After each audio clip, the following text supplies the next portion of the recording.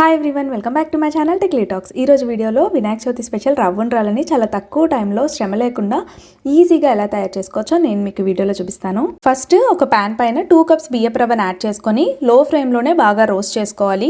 ఇది బియ్యపు రవ్వ అనేది ఏ సూపర్ మార్కెట్లో అయినా ఇన్స్టెంట్గా దొరుకుతుంది. ఒకవేళ మీకు దొరకకపోతే కనుక నైటే బియ్యాన్ని నానబెట్టుకొని మార్నింగ్ ఆ బియ్యాన్ని మొత్తం ఆరబెట్టేసి గ్రైండ్ చేసుకొని ఇలా బియ్యపు రవ్వగా యూస్ చేసుకోవచ్చు. ఇలా ఈ బియ్యపు రవ్వని లో ఫ్లేమ్లోనే కొంచెం బాగా రోస్ట్ చేసుకున్న తర్వాత ఈ బియ్యపు రవ్వ అంతా తీసేసి పక్కన పెట్టుకుందాము. ఇప్పుడు ఇదే ప్యాన్లో వాటర్ యాడ్ చేసుకోవాలి. మనం 2 కప్స్ బియ్యపు రవ్వ తీసుకుంటున్నాం కదా, 2 కప్స్ బియ్యపు రవ్వకి 6 కప్స్ వాటర్ అనేది పడుతుందన్నమాట. ఇలా వాటర్ యాడ్ చేసుకున్న తర్వాత దీంట్లోకి కొంచెం చనాదాలు, జీలకర్ర, అలానే గీ యాడ్ చేసుకొని ఒకసారి బాగా మిక్స్ చేసుకుందాము. ఇలా మిక్స్ చేసుకున్న తర్వాత హై ఫ్లేమ్లో వదిలేస్తే మనకి ఇలా బాగా బాయిల్ అవుతూ ఉంటాయి కదా వాటర్. ఆ స్టేజ్లో తగినంత సాల్ట్ యాడ్ చేసుకొని ఒకసారి బాగా మిక్స్ చేసుకున్న తర్వాత లో ఫ్లేమ్లో పెట్టేసి స్టవ్ని మనం ఆల్రెడీ రోస్ట్ చేసుకున్న బియ్యపు రవ్వ ఉంది కదా, ఆ బియ్యపు రవ్వని కొంచెంగా యాడ్ చేసుకుంటూ మిక్స్ చేసుకోవాలి. ఇలా బియ్యపు రవ్వ అంతా దీంట్లోకి యాడ్ చేసుకొని బాగా మిక్స్ చేసుకున్న తర్వాత లిడ్ క్లోజ్ చేసేసి ఒక్క 5 మినిట్స్ సిమ్లోనే కుక్ అవ్వనివ్వండి. మనం యూస్ చేసే ప్యాన్ కొంచెం థిక్గా ఉంటేనే స్టిక్ అవ్వకుండా ఉంటుంది, లేకపోతే కింద మొత్తం మనకి ప్యాన్కి అంతా స్టిక్ అయిపోతుంది అనమాట.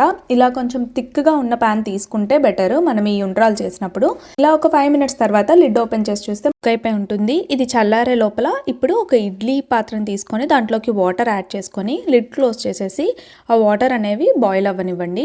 ఇలా బాయిల్ అయ్యే లోపల ఇలా మనకు నచ్చిన సైజెస్లో ఇలా రౌండ్గా చుట్టుకున్న తర్వాత ఈ ఇడ్లీ ప్లేట్స్లో వాటిని ప్లేస్ చేసుకోవాలి. ఇలా అన్ని ఉండ్రాలని ప్లేస్ చేసుకున్న తర్వాత ఈ ప్లేట్స్ని మనం ఇడ్లీ పాత్రల్లో పెట్టేసి ఒక 15 మినిట్స్ లో ఫ్లేమ్లో ఇలా ఆవిరి పట్టనిస్తే కనుక మనకు ఉండ్రాలు అనేవి చాలా పొడి పొడిగా వస్తాయి అన్నమాట. ఇలా 15 మినిట్స్ తర్వాత లిడ్ ఓపెన్ చేసేసి చల్లారనించాక దేవుడికి నైవేద్యంగా పెట్టుకోవడమే. వినాయకుడికి ఎంతో ఇష్టమైన రవ్వ ఉండ్రాలు అయితే రెడీ అయిపోయాయి.